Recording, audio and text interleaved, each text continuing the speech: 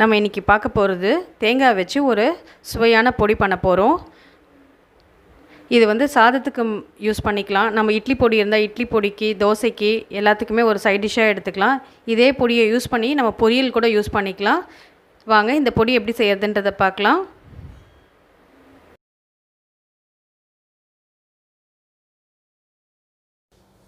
இதுக்கு தேவையான பொருள் என்னென்னு பார்க்கலாம்.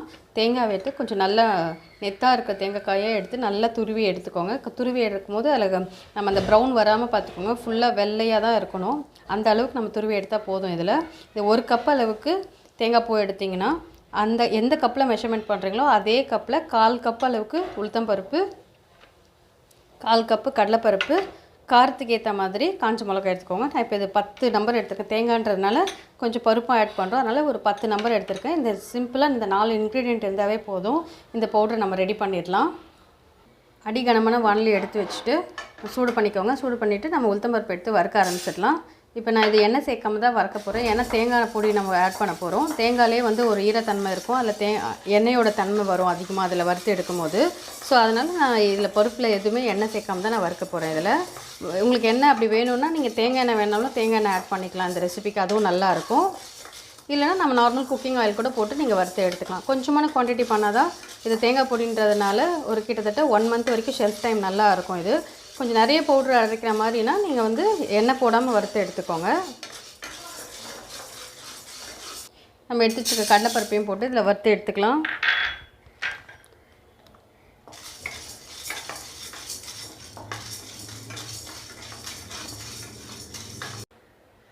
நம்ம எடுத்து வச்சுருக்க மிளகாவை இதில் ஆட் பண்ணிடலாம். மிளகா வந்து கலர் சேஞ்ச் ஆனால் போதும், ரொம்ப கருப்பாக ஆகிடக்கூடாது. அது மட்டும் பார்த்து சிம்லேயே வச்சு நல்லா வறுத்து எடுத்துக்கோங்க. நம்ம எடுத்து வச்சுருக்க தேங்காவை போட்டு இதில் நல்லா வறுத்து எடுத்துக்கலாம். நல்லா சிம்மில் வச்சு நல்லா வறுக்கணும். நம்ம இந்த கலர் வந்து நல்லா சேஞ்ச் ஆகி ப்ரௌன் ஆகிற ஸ்டேஜுக்கு வரணும். அந்த ஸ்டேஜ் வரைக்கும் நம்ம இதை சிம்லேயே வச்சு தான் வறுக்கணும். ஹையில் வச்சிங்கன்னா சீக்கிரமாக கலர் சேஞ்ச் ஆகிடும். ஆனால் உள்ளே நல்லா வறுப்படாது. நமக்கு தேங்காயில் நல்ல ஈரப்பதம் இருக்கும். ஸோ அதனால் அந்த ஈரப்பதம் போகிற அளவுக்கு நல்லா கலர் ப்ரௌன் கலர் ஷேட் ஆகணும். அந்த அளவுக்கு நம்ம வறுத்து எடுக்கணும் இதை. ஸோ இப்போ இந்த அளவுக்கு நல்ல கலர் சேஞ்ச் ஆகிடுச்சு. தேங்காய் வறுக்க நல்ல வாசனை வரும். வீடே கமகமன்னு இருக்கும். அதே போல் இந்த பொடியும் வந்து நல்ல வாசனையோடு இருக்கும். ஸோ இப்போ இதை எடுத்து நம்ம தனியாக ஒரு தட்டில் கொட்டி ஆற வச்சிடலாம். இதுக்கு தேவையான அளவுக்கு உப்பும் பெருங்காயமும் போட்டு நல்லா வறுத்து எடுத்துக்கலாம். இதில் ஈரத்தன்மை போகிற அளவுக்கு நல்லா இது எல்லாமே சூடு ஆறிடுச்சு. இப்போ இது ஒன்றா போட்டு எடுத்து காய்ச்சிக்கலாம். நம்ம இதை ஃபஸ்ட்டு மிக்சியில் மிளகா ஃபஸ்ட்டு போட்டு ஒரு சுற்றிட்டு வந்துடலாம். அதுக்கப்புறம் மற்றது எல்லாத்தையும் போட்டு அரைக்க ஆரம்பிச்சிடலாம். இதை அரைச்சி எடுத்துகிட்டு வந்தாச்சு மிளகாவை. நம்ம இது இப்போ எல்லா ஐட்டம்ஸும் இதில் ஆட் பண்ணிக்கலாம். நம்ம இப்போ எல்லாத்தையும் ஆட் பண்ணியாச்சு நம்ம இதில். இப்போ இதையும் போட்டு ஒரு வாட்டி அரைச்சி எடுத்துகிட்டு வந்துடலாம்.